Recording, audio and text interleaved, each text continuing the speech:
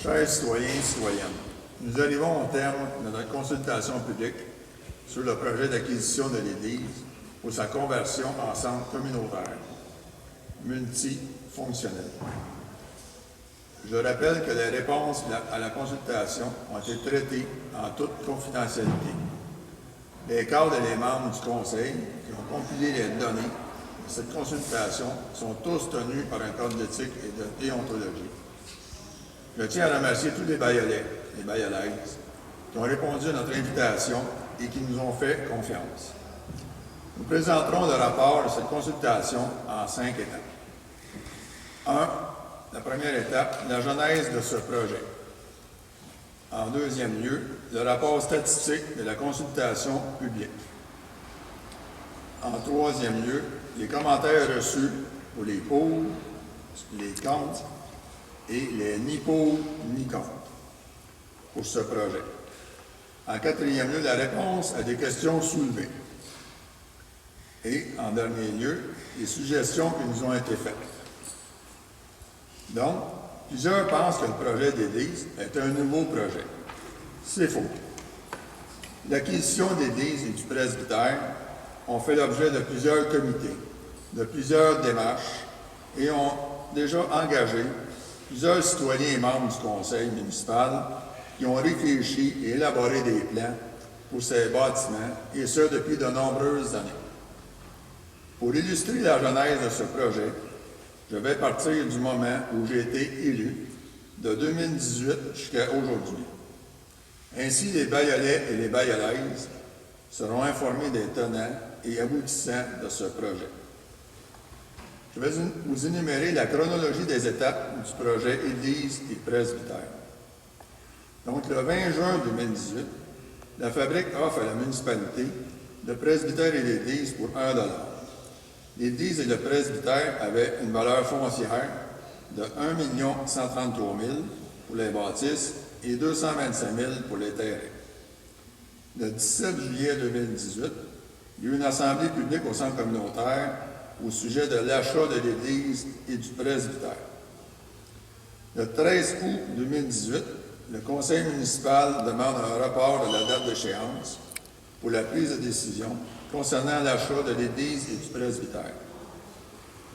Le 2 octobre 2018, il y a une résolution 2018-10-234 proposée par Joanne Pagé de ne pas acheter ni le presbytère ni l'Église, ce qui était adopté à l'unanimité.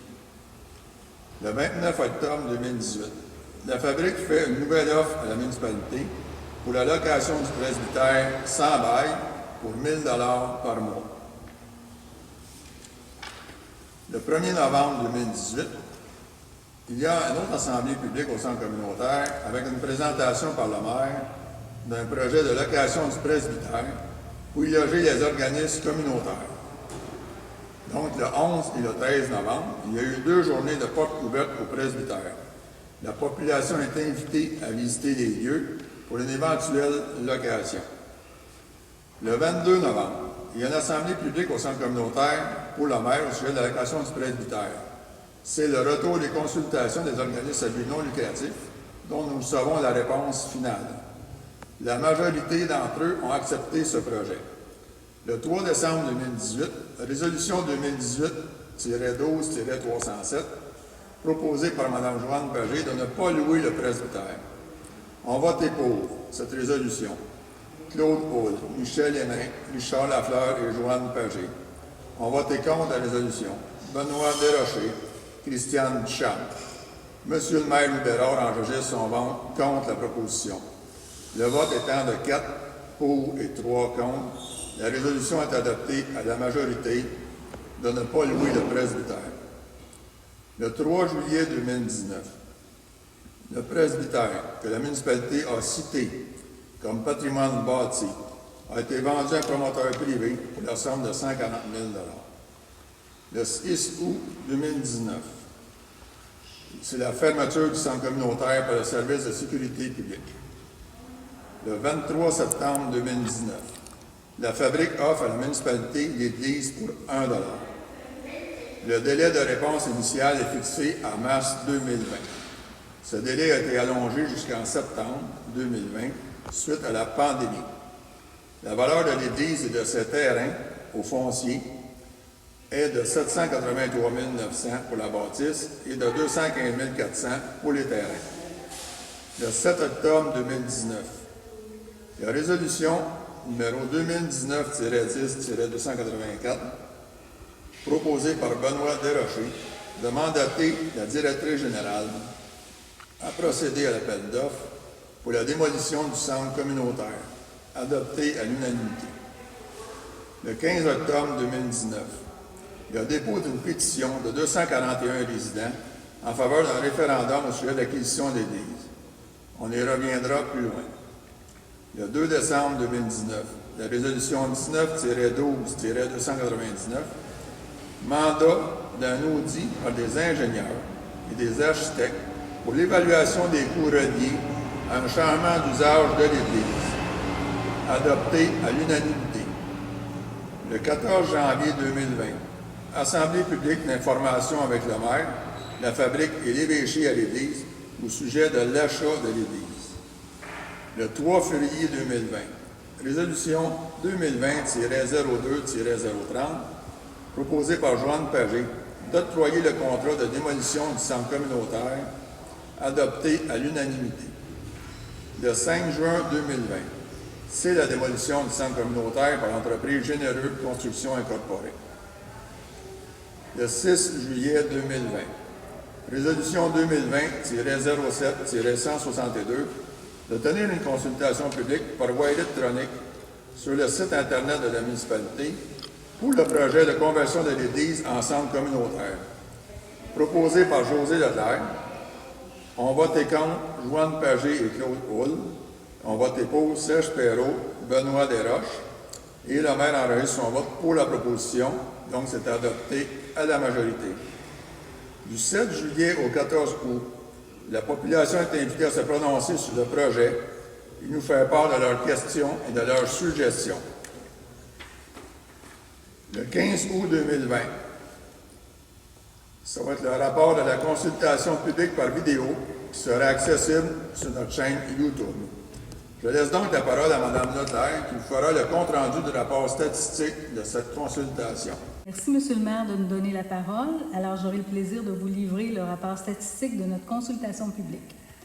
Nous avons compilé tous les formulaires reçus du 7 juillet au 14 août 2020 via le site Internet de la municipalité et ceux qui ont été complétés en prenant rendez-vous avec Mme Jessica Audet, conformément à la procédure qu'on a établie et qui était sur le site Internet.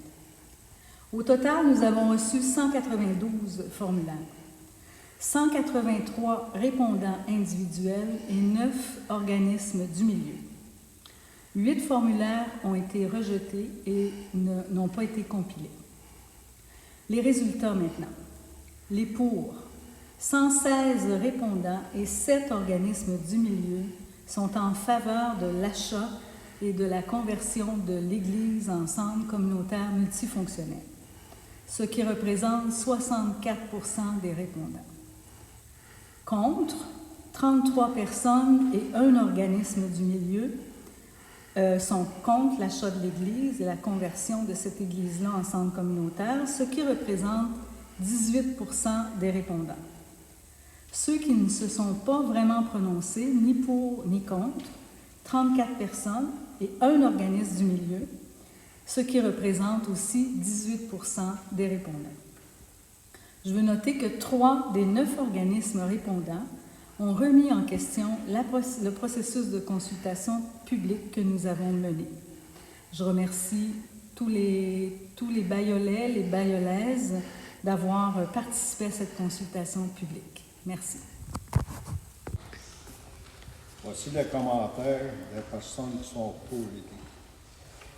Bonne idée quand nous n'avons plus de bibliothèque ni de centre communautaire. C'est bien de tout regrouper au même endroit pour la vie communautaire. L'Église est un beau lieu de rassemblement. Je suis d'accord à cause des bénévoles qui travaillent pour faire avancer la municipalité. Le bâtiment existe, pourquoi pas le garder et s'en servir? L'Église appartient à tous les citoyens et vaut mieux d'investir pour la garder que de payer pour la démolir. L'Église est un patrimoine collectif, une richesse inestimable. D'un point de vue écologique, culturel et patrimonial, d'abord travailler avec l'existant avant de construire un nouveau bâtiment. Le terrain est très important pour les loisirs. Le terrain, à lui seul, mérite qu'on achète l'église.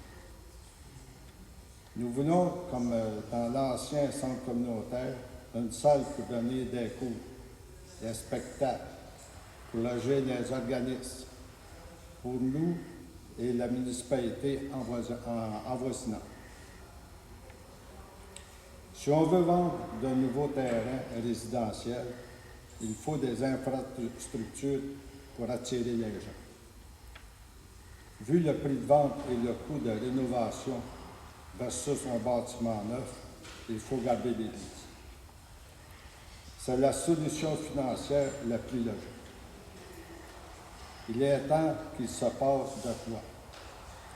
Il faut avancer et non reculer. Ça va donner du renouveau, participer à la dynamisation, et de la misère avec ce mot, c'est pas grave. Ça va contribuer au développement et au sentiment d'appartenance. Projet rassembleur, un regain de vie, le village a besoin d'un lifting. Choix sensé, clair et logique. Belle initiative. Beaucoup d'églises ont été transformées avec des résultats impressionnants. Les matériaux de construction ayant beaucoup augmenté depuis la pandémie, une construction neuve coûterait trop cher. Bonjour, je vous donne les commentaires des répondants qui sont contre le projet d'église. Niveau d'entêtement trop élevé, réduire la dette avant d'acheter d'autres installations. On n'a pas les moyens de nos ambitions. Les taxes sont trop élevées. Projet trop coûteux. Nous avons assez dépensé, assez de dettes. On n'a pas les moyens de rendre l'Église conforme. Si on a besoin d'espace, on pourrait louer des chapiteaux. Non à une boîte à surprise. On est dans un cul-de-sac avec l'Église. Un gymnase pour les jeunes, ce n'est pas l'affaire de la municipalité. On paye des taxes scolaires pour ça. Il vaudrait mieux promouvoir l'arrivée des familles et l'installation de commerces. Pour les cours et les réceptions, pas besoin de 500 places. La caisse et l'école primaire, c'est suffisant. La petite école, c'est bien assez. On a besoin d'un centre communautaire neuf. On veut tout sauver, l'ancienne caisse, l'église, etc. Ça prend du neuf. Notre municipalité prendra du souffle avec du neuf. Les coûts pour la rénovation vont dépasser la construction d'un nouveau centre communautaire. Les coûts des rénovations de l'église ne sont pas représentatifs des coûts réels. Nous devrions agrandir le centre primaire. Où se trouve la beauté de cette église? L'église n'a aucun cachet. Bâtisse mal située, manque de stationnement, de fenestration, pas d'espace extérieur. Trop vieille bâtisse, pas de stationnement. L'église est désuète, perte de temps et d'argent. Les fondations de l'église ne sont pas pieutés. Le coût de la phase numéro 1 me semble trop bas. Il est déraisonnable d'engendrer des frais inconnus. Le coût du chauffage est très dispendieux. Pas de subvention possible car l'église n'est pas classée ou est classée D. L'église ne se classe pas au niveau patrimonial. Les subventions sont impossibles. Un investissement qui va coûter très très cher, c'est pour ça que les réponses tardent à venir. Les subventions vont venir de ma poche et non du gouvernement. Le budget n'est pas réaliste. Le projet manque de transparence. Manipulation des données. C'est inacceptable de nous prendre pour des innocents, vous riez de nous.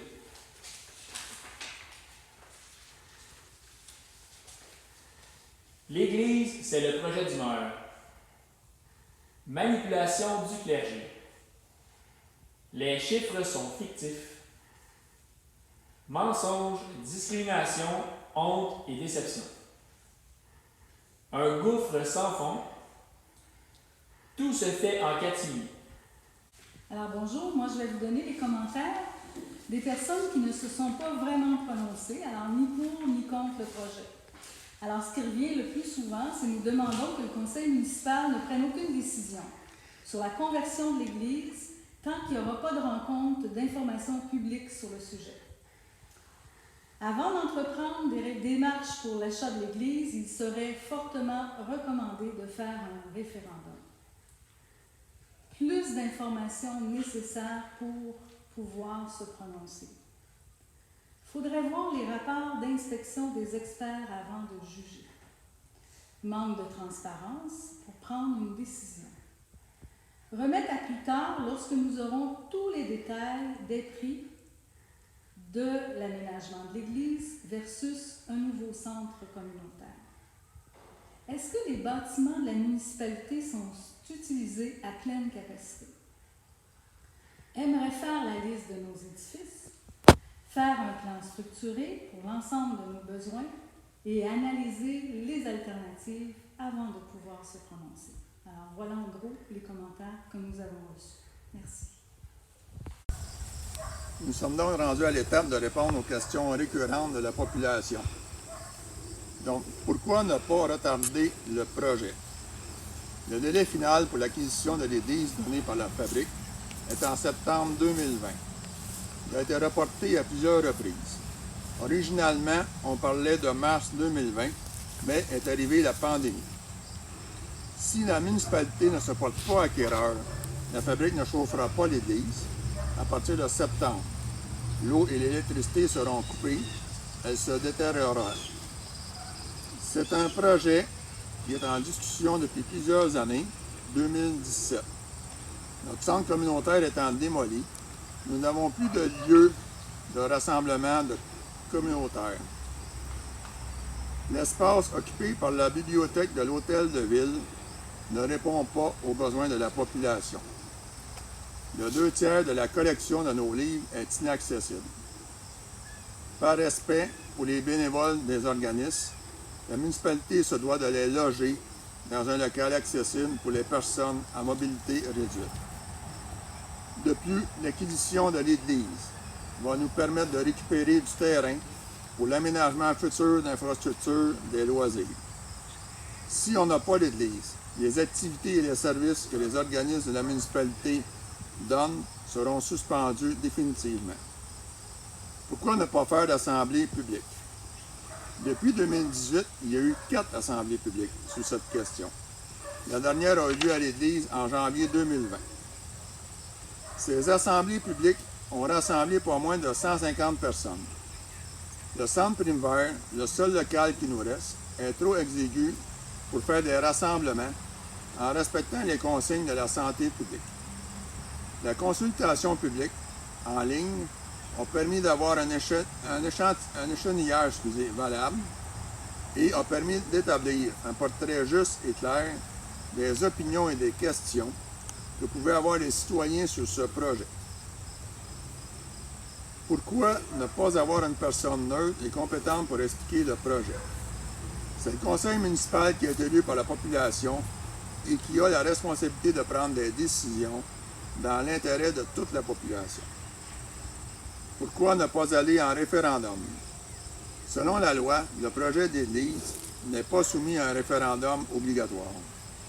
La consultation publique est une procédure reconnue et nous l'avons choisie de bonne foi dans un contexte de pandémie avec les contraintes qui sont imposées par la santé publique.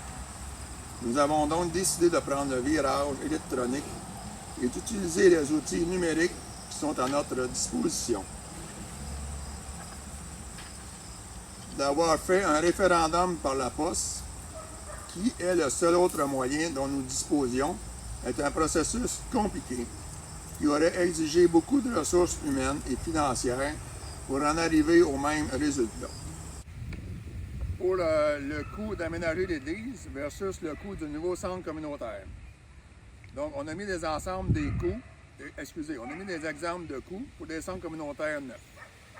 Donc, Saint-Charles-de-Bourget, de 690 habitants, plus de 2 millions de dollars pour le coût du centre communautaire neuf. À Saint-Arsène, 1253 habitants, plus de 2 millions de dollars. À Caneclé, 10 000 habitants, 10 millions de dollars le nouveau centre communautaire. À Saint-Constant, 27 000 habitants, 9,5 millions de dollars. Ici, notre projet d'église, on parle d'un budget de 600 000 dollars pour les 2 phases avec des imprévus. C'est à vous de juger l'option la plus rentable. Pourquoi certains nous parlent de 5 phases? Le projet comprend 2 phases et non pas 5. La première phase, c'est entre 1 et 5 ans, et la phase 2, c'est entre 5 et 10 ans. Le coût de la phase 1. Le budget de la phase 1 est de 206 284. Ce qui vous a été présenté dans le projet à l'annexe 1 du document détaillé n'a pas été fait sur un coin de table. D'ailleurs, l'annexe 1, vous le retrouvez depuis le début sur notre site Internet de la municipalité à consultation publique. Ce sont les ingénieurs et les architectes qui ont inspecté l'église et qui nous ont soumis ce budget. Les chiffres sont donc réels et non fictifs. Le coût de la phase 2. La phase 2, prévue entre 5 à 10 ans, comprend l'aménagement du jubé, changer les fenêtres et l'aménagement d'un gymnase et d'une cuisine collective. Selon nos estimés, cette phase pourrait coûter environ 277 000. Toutefois, nous ne sommes pas en mesure d'affirmer aujourd'hui que tous ces projets se feront. C'est pourquoi nous n'avons pas intégré ces coûts dans le document soumis à la consultation publique. Et l'autre question, si l'église est vendue à un privé, quelle est la superficie du terrain que la municipalité perdrait? La municipalité perdrait 58 000 pieds carrés de terrain, partant de la fin des arbres du terrain de soccer jusqu'à l'arrière des garages du presbytère. Actuellement, une partie du parc que nous occupons ne nous appartient pas. Donc, je peux vous montrer le terrain qui part présentement à partir de l'arrière du garage qui est à l'arrière du presbytère. On a environ 10 pieds à l'arrière du garage. Le terrain il part là. Puis je vais vous montrer en marchant lentement jusqu'à l'autre bout, là, jusqu'à où il va le terrain de 58 000 pieds carrés.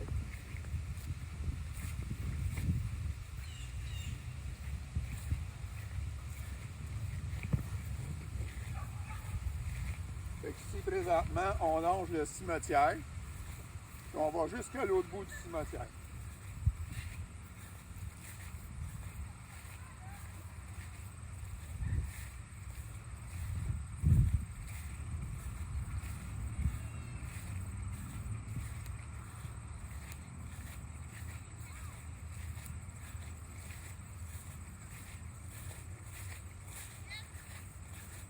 De plus, ce matin, vous allez voir en passant, là, on a des activités en même temps pour la compétition de chiens qui a lieu à tous les samedis matins, de 8h à 9h, et ça s'extensionne par la suite.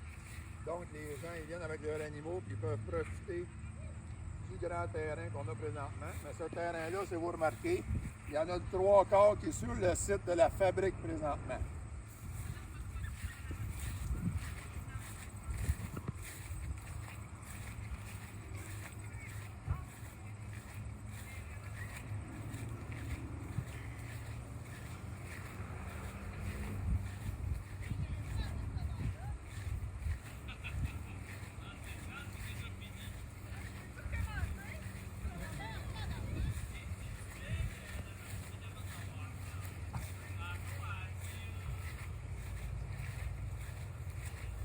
Donc, on vient de traverser la clôture, on est rendu sur le terrain du soccer présentement. J'espère j'espère que l'an prochain, on travaille très fort pour essayer de repartir l'activité de soccer et de collaborer aussi avec d'autres municipalités s'il y a des tournois de fin de semaine, qu'on puisse prêter notre terrain de soccer aussi et réanimer l'activité à Sainte-Élisabeth.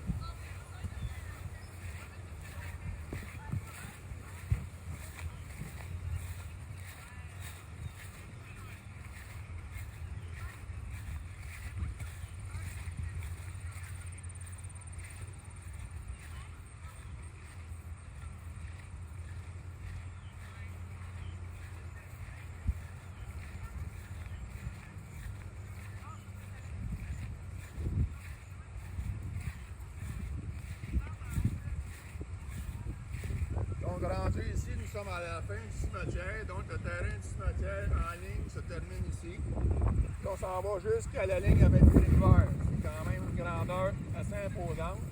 Pour ça, tantôt, je vous parlais de 58 000 pieds carrés derrière, à partir du garage du presbytère à venir jusqu'ici. Puis on a au moins la moitié de cette grandeur-là qui appartient encore à la fabrique que la municipalité utilise.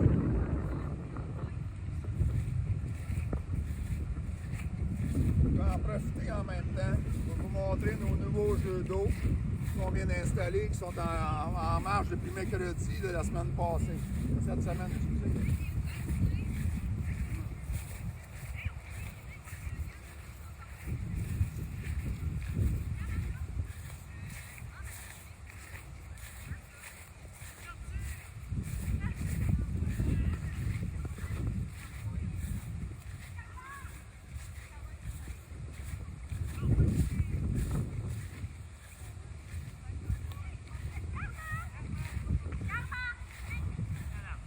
Donc, vous voyez ici, présentement, on a fait une légère butte en hauteur.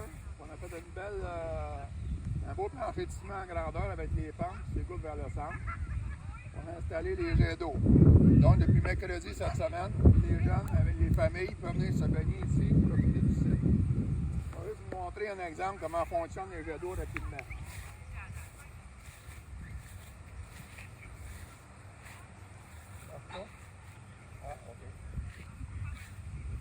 Ah, c'est vrai. J'avais oublié de vous dire, on a mis un timer. Donc, il y a une période de temps où les lots peuvent être utilisés, puis il y a une autre période qui ne peut pas être utilisée. Donc, on est présentement en dehors du temps où on peut être utilisé. Ça va partir juste tantôt. Bon. Et je vais vous montrer en terminant ma visite que la patinoire, on va l'installer à partir de cet automne pour l'hiver prochain, le long du terrain de tennis, ici, dans le terrain de tennis, exactement. Donc, les gens pourront tous avoir à portée de la main, tous ensemble, les mêmes jeux réunis à la même place. Le cimetière demeurera-t-il sous la responsabilité de la fabrique ou de la municipalité? Le terrain du cimetière reste la propriété de la fabrique des paroisses Saint-Martin de la Bayonne. Pourquoi le Bayou Café, la cuisine collective et les autres activités ne peuvent pas être faites à prime vert? Toutes les activités qui se tenaient au centre communautaire, judo, karaté, danse en ligne, zumba, yoga, etc., ont été annulées depuis la fermeture du centre au mois d'août 2019. Le Trésor d'Élisabeth, avec le comptoir vestimentaire, le Bayou Café et le Comité des arts, ont été déplacés temporairement à l'église. Si la municipalité ne se porte pas acquéreur de l'église, ce groupe devra cesser toute leur activité.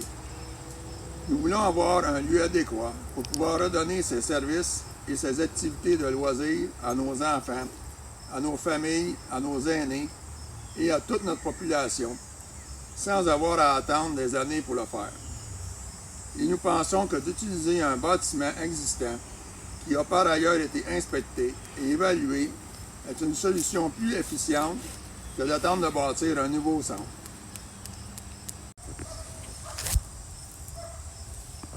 Pour les coûts de chauffage, de la même façon que nous avons fait la transition d'un chauffage électrique à un chauffage au gaz naturel à l'hôtel de ville, la municipalité fera cette même transaction à l'église.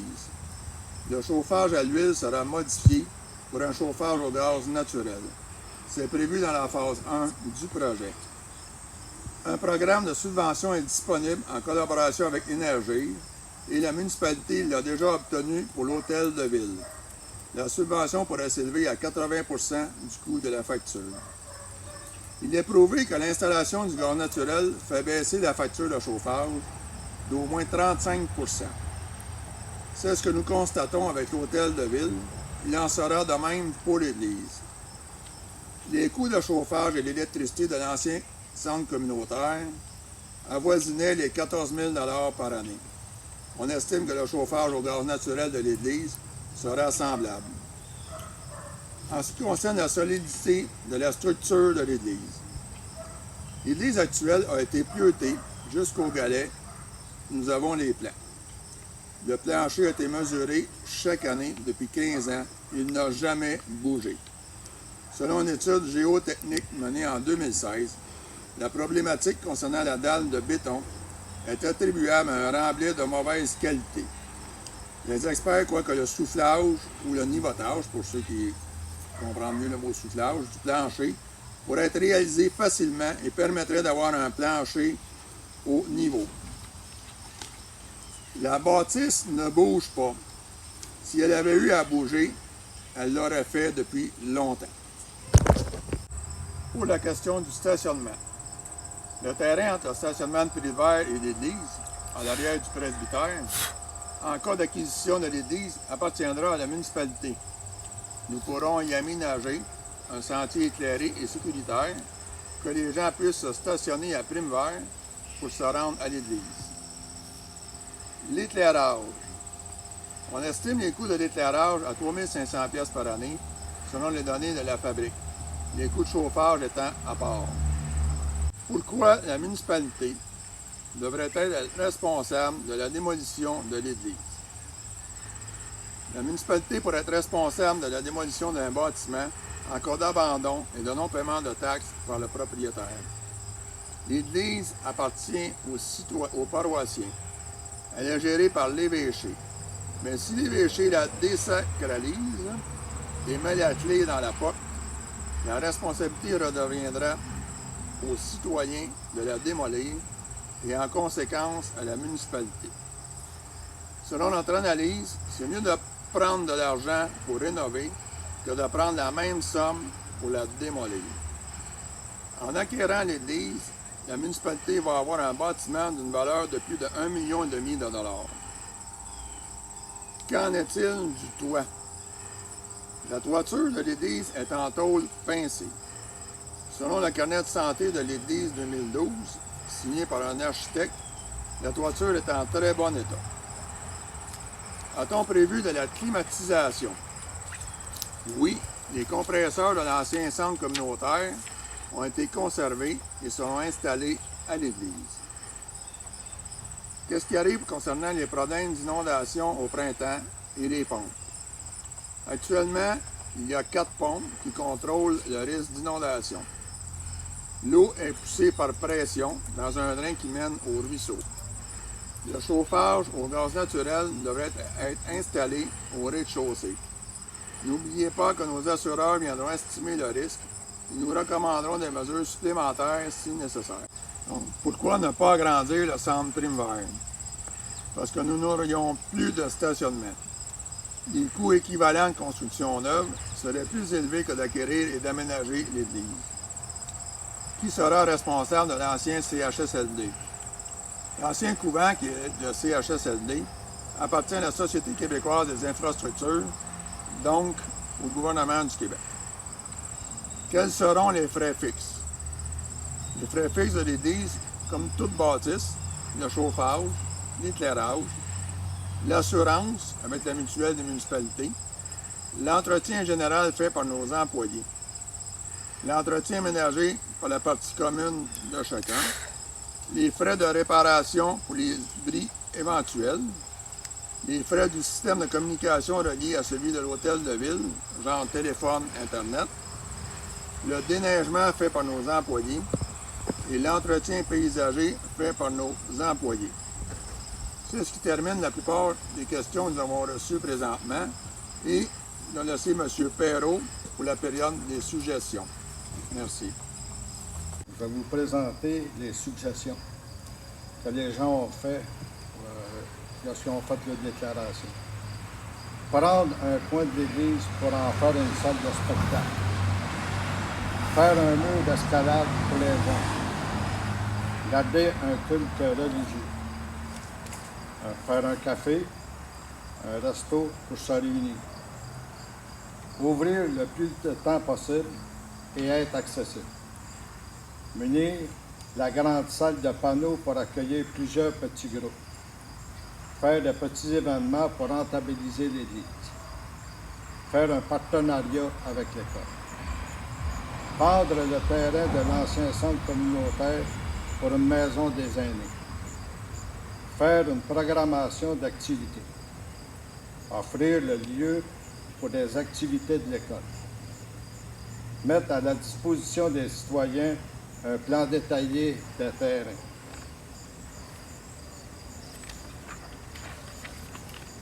Faire la visite de l'Église à la population.